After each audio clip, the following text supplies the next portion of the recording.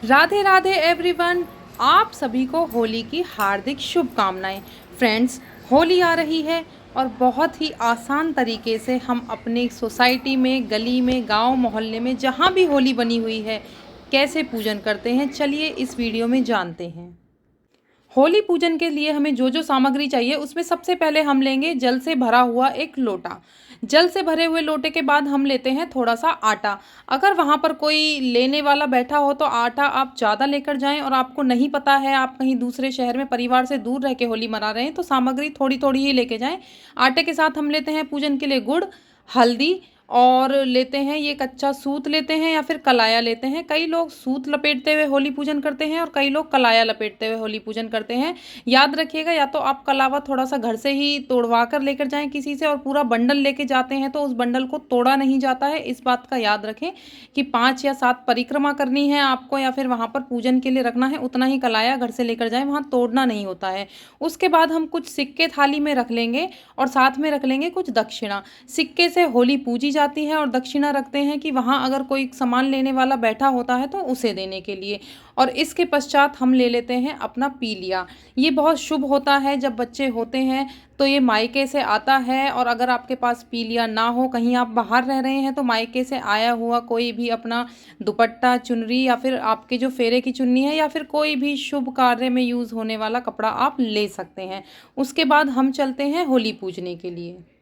होली पूजन में जब हम जाते हैं तो साथ में बिड़ुकले या बरुकले लेके जाते हैं। अगर आपको वो नहीं मिलते हैं तो आप या तो मार्केट से देख सकते हैं, मार्केट से ना मिले तो आप गाय के गोबर से बने हुए बरुकले भी लेकर जा सकते हैं।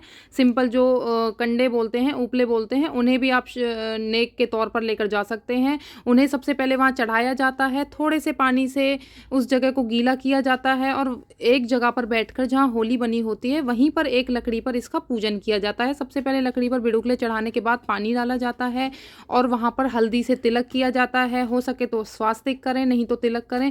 उसके बाद आटे की 5 गुड़हनी या आटे की 5 ढेरियाँ लगाई जाती हैं, और याद रखें कि इन ढेरियों को लगाने में आप आटे को ख़त्म कर दें, अगर वहाँ पर आटा कोई लेने वाला नहीं है तो। अगर आटा कोई लेने वाला है तो थोड़ा सा आटा बचाकर जो वहाँ बैठे होते हैं उन्हें आटा या जो बची हुई सामग्री होती है सब कुछ दे देते हैं। उसके बाद आटे के साथ ही हम उस पर गुड़ रखते हैं, भोग स्वरूप गुड़ चढ़ाते हैं। गुड़ के जितने आटे के टुकड़े करे हैं, जितनी आटे की ढेरियाँ लगाई हैं, उतनी ही जगह पर आपको गुड़ चढ़ाना होता है। उसके बाद हम चढ़ा देते हैं कलावा। अब या तो कई लोग 5 बार या 7 बार चक्कर काटते हुए कलावा लपेटते हैं परिक्रमा करते हुए, या फिर अगर इतनी बार लपेटना पॉसिबल नहीं है तो जिस लकड़ी का पूजन आप कर रहे हैं, जिस पर आपने बिड़ुकले चढ़ाए हैं, उसी पर ही आपको कलावा लपेटना होता है 5 बार या 7 बार। मैंने पहले ही बताया था, कलावा घर से ही तोड़ कर लेके जाएं, और आप पूरा बंडल लेके गए हैं तो किसी कन्या के हाथ से तोड़वाएं। और अगर आप तोड़ कर लेकर गए हैं पहले से ही घर से, तो इसे गांठ नहीं मारते हैं, बस ऐसे ही लपेट देते हैं।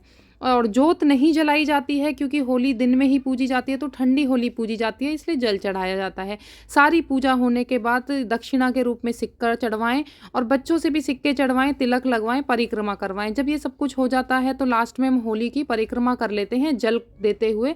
कई लोग कलावा लपेटते हुए करते हैं परिक्रमा, और कई लोग जल देते हुए करते हैं। तो इस तरह से होली का पूजन हो जाता है पूरा। और बची हुई जो ये दक्षिणा होती है, ये वहाँ पर कुछ लोग जो बैठे होते हैं या पंडित होते हैं या कोई भी जो लेने वाले होते हैं, उन्हें ये सारी सामग्री दे दी जाती है। घर पर सिर्फ थोड़ा सा जल बचा कर लेकर जाया जाता है।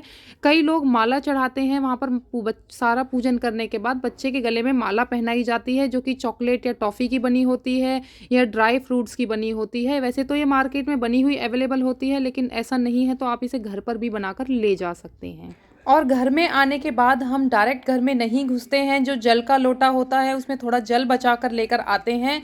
जैसे हम मंदिर से आते हुए जल छिड़कते हैं, ऐसे ही मेन डोर पर होली पूजन के बाद भी अपने दरवाजे की चौखट पर जल छिड़का जाता है, और उसके बाद स्वास्तिक बनाया जाता है। आप कुमकुम लेकर गए हैं तो कुमकुम से या हल्दी से स्वास्तिक बनाएं।